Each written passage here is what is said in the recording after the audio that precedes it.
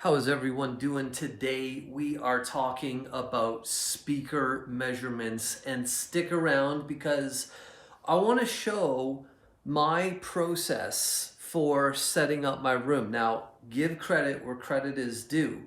My friend, Mr. Stephen Dull of Westside Cinema in Calgary, Alberta, has been collaborating with Jim Smith of Get Better Sound. And Jim Smith is the author of Room Play. Now, Room Play is where do you set up your loudspeakers in your room to get the best and optimal response? Do you want your loudspeakers pushed up against the wall? Do you want them brought back? Do you want your loudspeakers further away or closer in?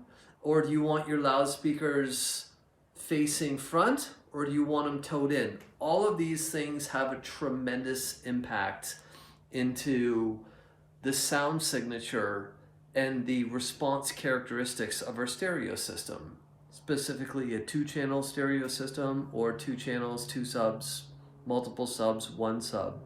But one of the very first things that is required when setting up your sound system that is often overlooked, and in Stephen's opinion and in Jim Smith's opinion, is finding your anchor point. Now, the anchor point is, where do you sit in your room that is going to have the smoothest bass? We all know that when we walk around our rooms, the bass response is going to vary.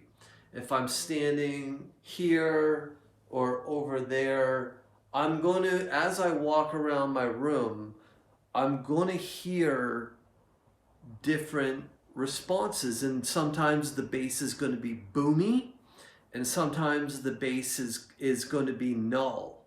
And there's a specific point where there's almost a flat response of the bass. Now, I recognize that sort of in the DJ world, in the party world, we like a lot of bass. We like that big boom, right? And that's fine. If you like the boom, then you like the boom.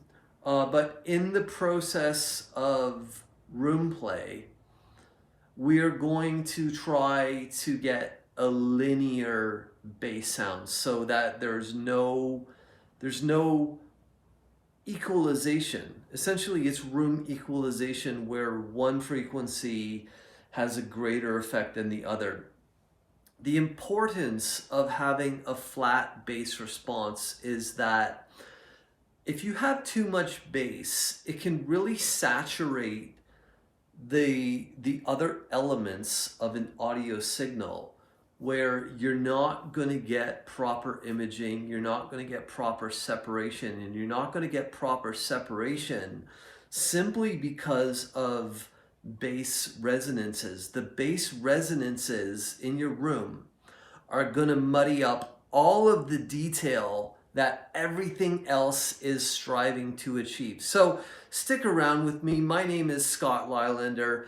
I'm into high fidelity good vibes, and I want to go through this process with you on how to set up your room for the best sound. This is part 1 of a multi-series episode. Stick around. The first thing we're going to do, we're going to measure the room's frequency response function and find where is that bass smooth spot.